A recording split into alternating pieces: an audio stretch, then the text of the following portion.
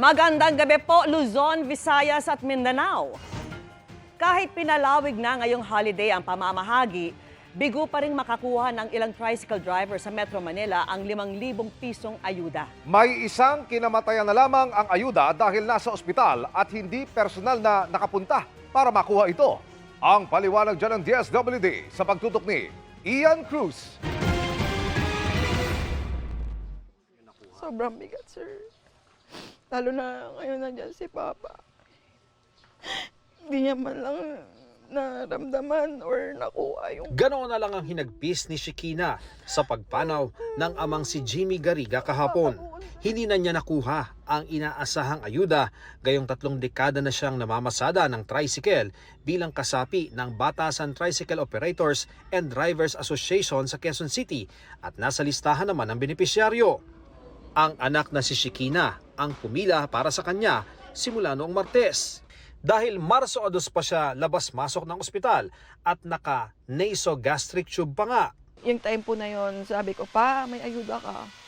Sabi ko, kaya mo mag-sign? Nag-sign po siya for authorization. Kahit hindi niya po kaya, hindi niya magalaw. Pinilit niya po. Sa kabila niyan at nang bitbit niyang medical certificate ng ama mula sa ospital, hindi anya maiabot sa kanya ang ayuda para sa ama. Nagturo-turo na po kung sino pong pwedeng kakausap sa akin. Dahil nga po, si Papa ang nasa master list pero ako po yung mag-sign. Bawal daw po yun. Okay lang naman po kahit di nakuha ni Papa yung payout. Pero sana po sa susunod, maging case-to-case basis. Nalulungkot kami sa pangyayari. Hindi ko alam tong particular case na to, but we'll look into it on how else we can improve the system. Gayunman, ayon sa Social Welfare Department, dapat maunawaang hindi talaga pinapayagang maiabot ang ayuda sa kinatawan lang para maiwasan na mapunta sa iba ang para sa totoong benepisyaryo. Kawawa rin naman yung tao namin dahil in the sense na pagka nagkamali siya, let's say may tinanggap siyang authorization because pinakita to, pero in the end, nag-claim yung tao. Ang mananagot sa liability na yon yung paymaster. Ang mga nagkasakit o may ibang makatwirang dahilan naman, maaari pa ring makakuha ng ayuda sa itatakdang panahon. Hindi naman ibig sabihin hindi ibibigay sa kanya. Mag-schedule kami ng multiple special payouts. Pinuntahan na ng DSWD ang burol ni Mang Jimmy para makuha ang mga requirement para sa burial assistance. Dagdag nito, nabigyan siya ng medical assistance noong nasa ospital pa.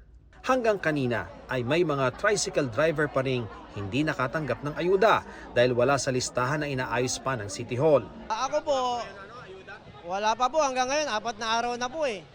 Ang sabi nila, wala po kami sa master list. O anong makukuha namin? Nag-aantay kami ng sawala, mukha na kami kawawa. So magsasabit uli kami ng listahan sa DSWD. So inaayos na namin to, yung mga listahan mag-open uli. Kukunin uli namin sa mga presidente ng TODA kung sino pa sa mga miyembro nila ang hindi pa nakakatanggap. Sa payout center naman sa 8th Avenue, Caloocan, hindi na ganoon karami ang kumukuha ng ayuda. Naging maayos naman ang distribusyon ng ayuda sa Marikina City. Nag-aantay pa rin naman po kami dito, lalong-lalo sa DSWD hanggang 5 o'clock para kung sino pa po yung pwedeng makapunta para mag-claim. Meron pong master list kaming pinopost bago po kami mag-start ng payout. Simula Martes naman, ang pamimigay ng ayuda sa mga driver ng jeepney, TNVS at service delivery. Sa March 28 naman ang payout sa mga motorcycle taxi driver. Ayon sa DSWD, pagdating sa mga city bus drivers at mga driver ng regular na mga taxi, ang DOTR na raw ang bahala sa kanilang ayuda dahil manageable naman daw ang kanilang bilang. Para sa GMA Integrated News, Ian Cruz, nakatutok, 24 oras.